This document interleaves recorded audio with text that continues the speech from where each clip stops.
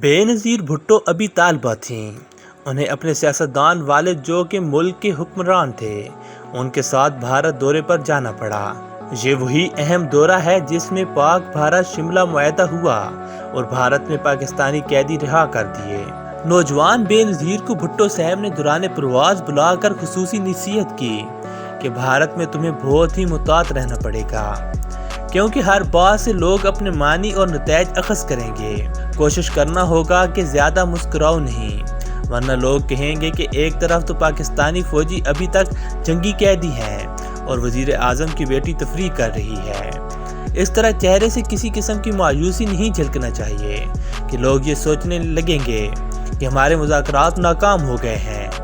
بےنظیر بھٹو نے اس پر والد سے سوال کیا کہ پھر مجھے کیا کرنا چاہیے؟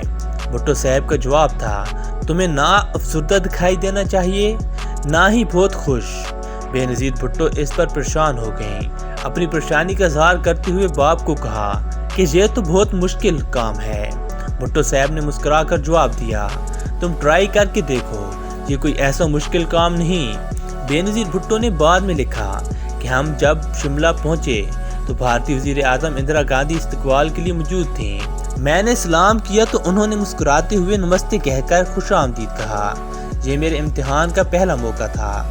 بھارتی وزیر اعظم کی مسکراہٹ کے جواب میں نے نیم دلی سے مسکرا کر پہلی مرتبہ یہ دکھانے کی کوشش کی کہ میں نہ تو بہت خوش ہوں اور نہ ہی مایوس ہوں۔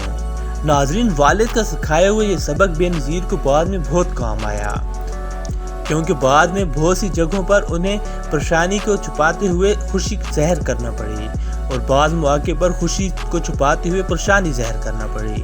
ناظرین، ہم امید کرتے ہیں آپ کو یہ ویڈیو پسند آئی ہوگی۔